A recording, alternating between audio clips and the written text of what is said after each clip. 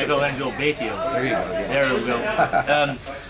You've had a long career playing the shredding, metal method, and all this stuff.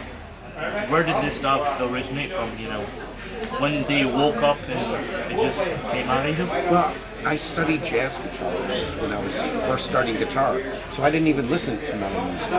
And then when I did started hearing distortion guitars, and I listened to some of the scales, and I said, oh, those are scales I already know. And then I got into a metal band, and I really liked it. And when I moved to LA, the first show I ever did was at the Troubadour over in California on Santa Monica Boulevard in Hollywood, and it was metal from that point on. People went crazy. I liked it, and I never looked back.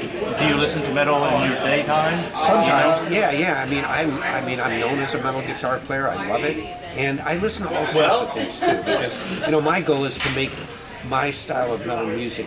If you listen to it 20 years from now, it's still scientific.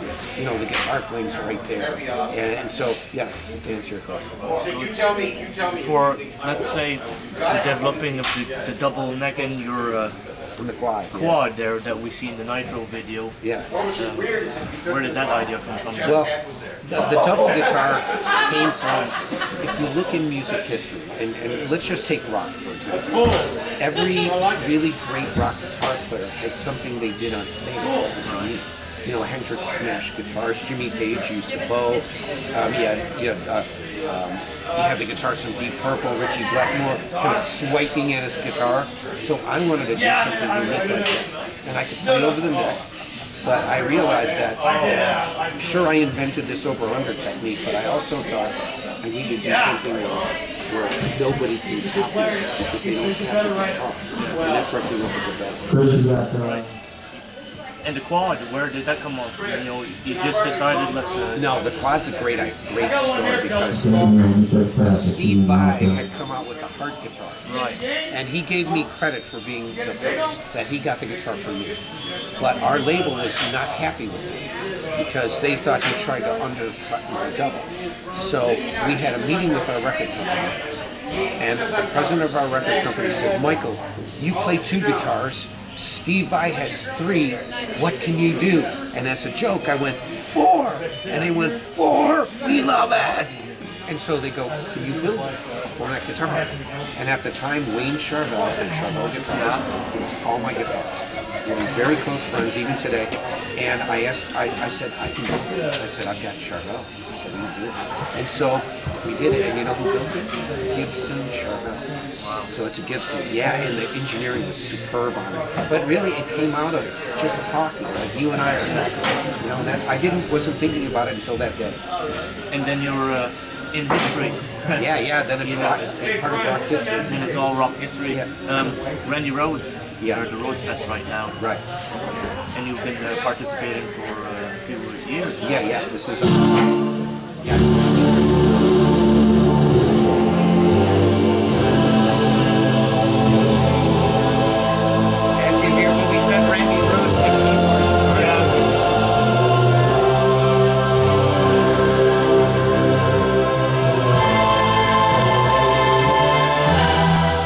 Part 2 in a restaurant.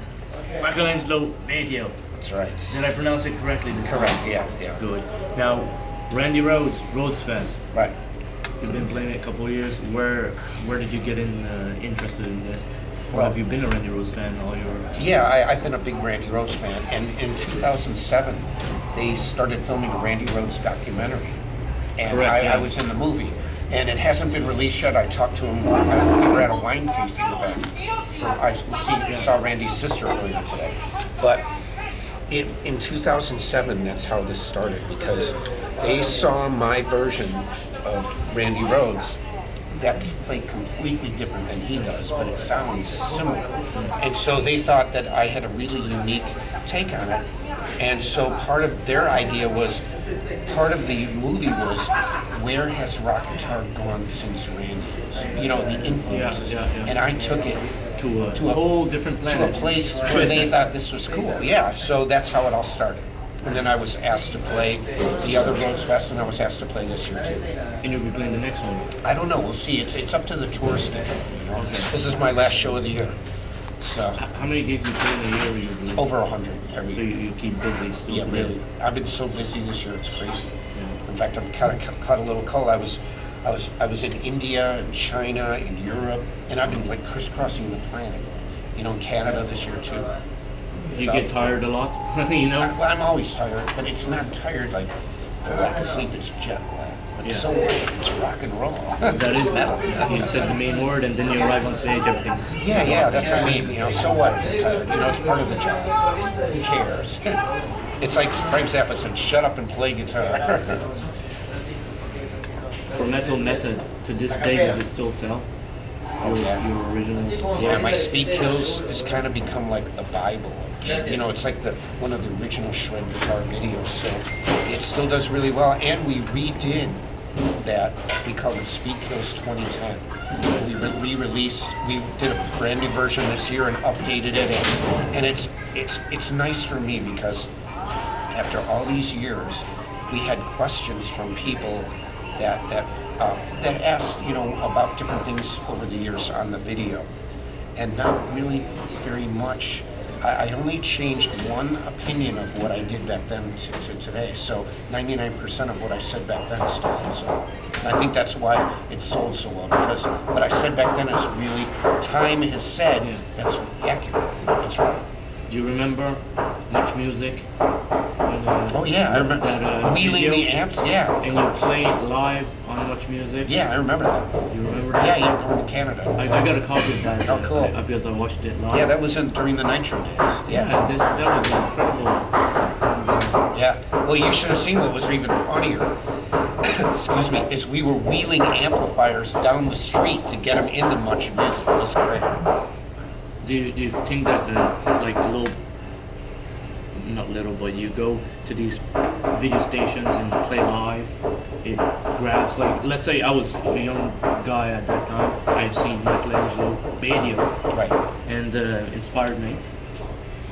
When you go to MTV or something like that it grabs more audience. I think so. Yeah. And today you got YouTube. What do you think of YouTube? Like, is it different for the kids now because the mass quantity of content on it? See, MTV, I don't know as much about Much Music because I go to Canada a couple of times a year. I've been all over, but I don't know if Much Music is like MTV, and MTV doesn't play a lot of videos anymore. Same thing. Yeah, so really that element of a band's promotion is kind of gone.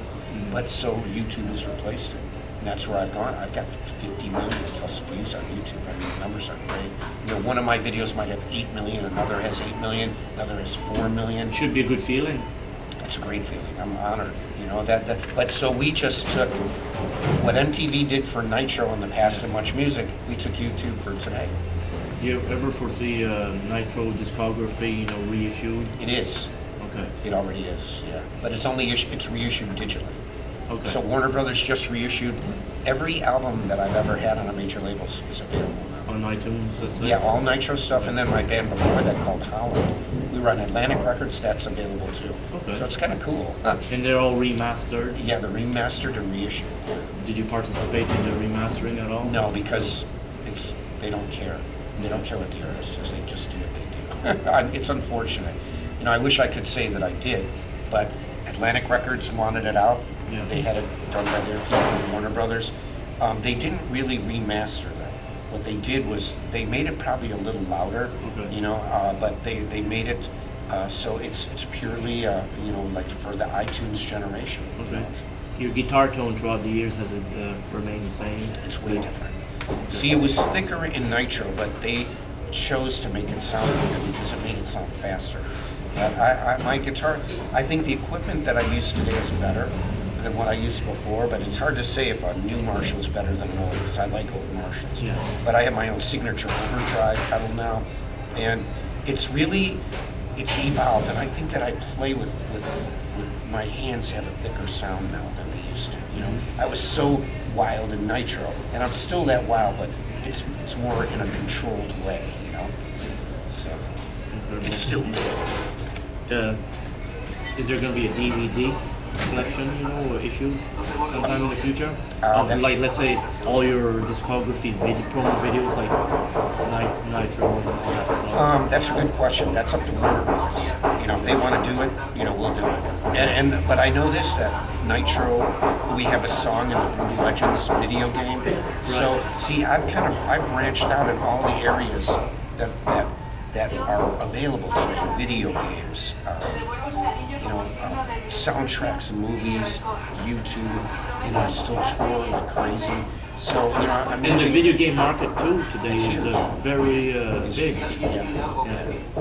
Because they're changing everything. Yeah. Now you want a record deal, you just aim it toward those games. Yeah, Go Grand Theft Auto. Well, you know, I started my own label a long time ago because I realized when you have a CD, that's digital information, and I knew from just living here in California, one digital copy can be made to another digital copy. And once the internet hit in the mid-90s, I knew it was all over for CDs because it was just a matter of time before the download speed was fast enough for people to steal it. And sure enough, it happened. And so I was prepared for that a long time ago. That's good. Yeah, so I've got major label distribution, and it's my own company now.